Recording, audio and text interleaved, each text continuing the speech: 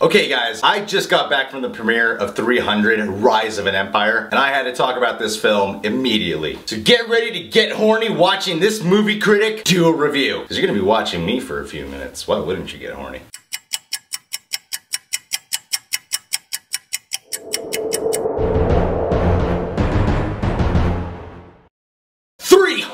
Rise of an Empire. This looked like I was doing a blowjob thing. This film is pretty freaking badass. And at one point, you see Sullivan Staples' ass from the side. He's got a pretty badass too, if you know what I mean. I'm not just saying that because I went to the premiere. I'm not kissing ass here. I'm not an ass kisser. But occasionally, I am a dick sucker. It does have more story in it. It does have more character. Part of what makes these movies so fucking cool is the visual experience itself. It's supposed to be telling the story through the visual experience. Think about it. Because the narrator is like telling a tale. Kind of has a fairy tale vibe. Fairy tale. That's what the kids used to call me in school. I had a tale. Hey, fairy tale. Look at me now, bitches. I'm on YouTube. You know how hard it is to upload a video? It takes time. Right off the bat, I think the first thing you're gonna notice is just how much more ridiculously violent this film is compared to the first one. Like, everyone is just fighting, just chopping off each other's limbs. And I say that, take it real literal. It's not just slashes. People's body parts are just flying and it's in slow motion and it's crazy blood everywhere. I started laughing at just how much there was. The whole time I was like, shit, damn, oh, fuck, hot pot of coffee. You feel like that at any moment, someone, even one of the main characters, is just gonna get chopped up into pieces. And the blood is like, it's totally CGI, so it's not like disturbingly violent. It's fun, it's badass. I like how the director took inspiration from Zack Snyder's original direction, but I feel that he added his own flair to it. It didn't feel like the first one. Sure, visuals are similar. It's significantly darker. You know, the secret ingredient to any reboot, remake, or sequel. Just go darker. That's why when Chocolate rebooted themselves, they got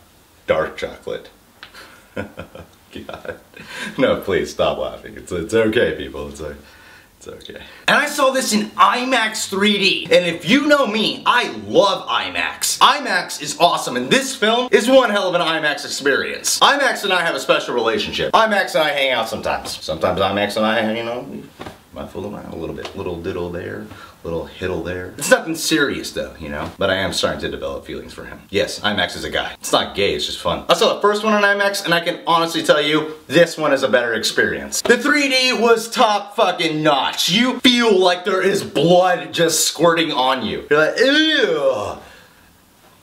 Period. Menstrual cycle. Stop. Stop. No, you're being too kind. Stop, God. It's like being on the Letterman show. I mean, just the cinematography alone is awesome. The only times when I was a little bored was when, like, it started actually feeling like a retread of the first one. Like when the main character, Themiclus, or whatever the fucking guy's name is, he would give speeches and I'm like, okay, no Leonidas, but he's giving a fucking speech. But look, we go to this film for the action. We go to it for the visuals. So when you go in there wanting that, they underpromise and they overdeliver. You walk out wanting to kick some ass. I beat up so many people after this movie was done. I even bought a sword at the Man's Chinese Theater and I just started slashing up people. The Athenians, they mainly feel like just men. They're not, you know, a bunch of trained warriors. A lot of them are just, you know, like, oh, he's a blacksmith or something. I don't know what the fuck kind of jobs people had back then. So in a way, it does add more tension to it, because unlike the first 300, it was like, they're the Spartans, they're gonna be fine until the end when they all die. But like having the combination of the Athenians being mainly just regular men who happen to be really cut, like the majority of Mark Wahlberg's roles, and then added with the non-stop violence, it just makes you feel like any of these characters could just die suddenly. Sullivan Staples as Themoscoliosis, Themostroke, Themistoulos. Never remember who the fuck this guy was called in the movie. Anyway, he's basically Gerard Butler's replacement. You know, he's not playing Leonidas or anything, but you know, he's the one who's supposed to be like the follow-up dude from Leonidas. I mean, yeah, he's good in the role, he's likable, he's passable, he's charming, but you know, Gerard Butler was like a strong presence where like everything he said became a fucking quote. This guy is kind of just a normal dude. But you know who fucking rocked it this time around? It might not have been the lead, but it was the fucking villain. Eva Green as Artemis Gordon. As Artemisia. Artemis Gordon is Kevin Kline's character from Wild Wild West. Classic. She is sexy, she is scary. She is the ultimate badass chica, motherfucker. I love female characters that are villainous, skilled warriors. And don't put on like some bullshit, oh, I'm evil performance. Like, she's a scary ass bitch. At one point, she slices the guy's throat, takes that same knife, slices the back of his neck, pulls off his head, and then just starts making out with the decapitated head. If I was a decapitated head, I'd totally make out with her. I don't get why she did it, but for some reason, it just works for the character. There's this sex scene that everyone's talking about. It's a pretty hardcore sex scene. Watching a sex scene like that on IMAX, it's like, whoa, Eva Green's boobs are really in my face right now. At one point I just reached out my hand to grab them. Ended up grabbing Zack Snyder's balls instead, which was just as cool. Like, when they're having sex, it's not like 300 where it's just like slow motion of...